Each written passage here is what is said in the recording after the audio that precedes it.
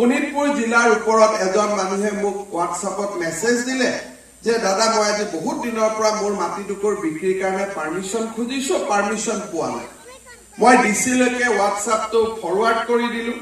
ডিসিয়ে মোলৈকে reply দিলে যে sir আজি কামটো মই কৰি দিলো মই কলো ইমান দিন কিয় হোৱা নাছিল বুলে তেওঁৰ টাইটেলটোত গণ্ডগোল আছিল এতিয়া কথাটো হ'ল যে টাইটেলটোত যদি গণ্ডগোল আছিল মানুহজনক আমি জনাব লাগিছিল যে আপুনি আহি টাইটেলটো শুদ্ধ কৰি দিয়ক কিন্তু টাইটেলটোৰ ভুলটোৰ দৰখাই তেওঁ সেই কামটো নকৰাকৈ ৰাখিলে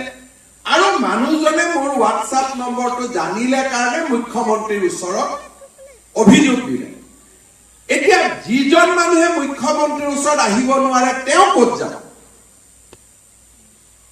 আজি মোৰ আবেদন হৈ গল 1 মাহ হৈ গল 2 মাহ হৈ গল 4 মাহ হৈ গল মোৰ কামটো হোৱা নাই মই ক'ত যাম আজিলৈকে কোনো মানুহে এড্ৰেছ নাজানিছিল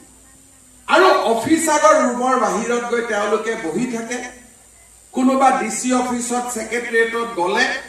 ভাল ভাল অবসৰপ্ৰাপ্ত মানুহক আমি লগ পাওঁ খুৰা কিয় কাৰ্যালয়ত আহিছিলে বলে মই এখন কাগজ বিচাৰি আহিছিলো হোৱা নাই কাৰণে বাৰে বাৰে আহি থাকিবলগীয়া হৈছে ডিসিজন ভিতৰত আছে ৰুমত বহি তেওঁ হল ৰাইজৰ সেৱকজন ভিতৰত আছে এয়াৰ কণ্ডিশ্যন ৰুমত আৰু যাৰ কৰ কাটালেৰে আমি দৰমহা লৈ আছো তেওঁ বাৰান্দাত ঘূৰি আছে ডাইলেমা অফ পাব্লিক সাৰ্ভিস যে যাৰ টকা পইচা দি মই দৰমহা লৈ আছো মোৰ পৰিয়াল চলাই আছো মই ৰুমৰ ভিতৰত বহি আছো আৰু মোক যোনে দৰমহা দিছে তেওঁ বাহিৰত থিয় হৈ আছে আৰু কিয় থিয় হৈ আছে বোলে মোৰ ল'ৰাটোক চাকৰি এটা দিব লাগে তেওঁ থিয় হৈ থাকিব মোৰ ল'ৰাটোক ট্ৰান্সফাৰ কৰি দিব লাগে তেওঁ থিয় হৈ থাকিব কিন্তু মই কিয় থিয় হৈ আছো যে মোৰ পেনশনৰ ক্লেইমটো আজি এমাহ ধৰি হোৱা নাই 6 মাহ ধৰি হোৱা নাই যেটো মোৰ প্ৰাপ্য মই যদি চাকৰি কৰিছিলো চৰকাৰে মোক পেনশন দিয়াটো মোৰ অধিকাৰ হেতু কাৰণে মই কাকো প্ৰাৰ্থনা কৰিব অহা নাই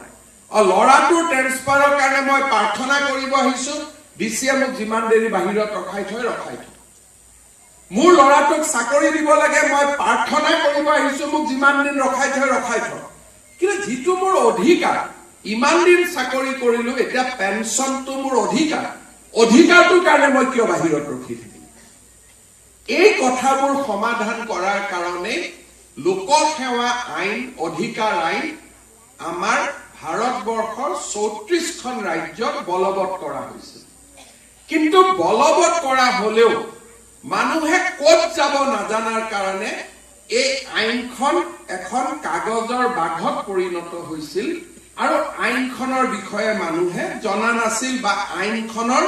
প্ৰয়োগ হোৱা নাছিল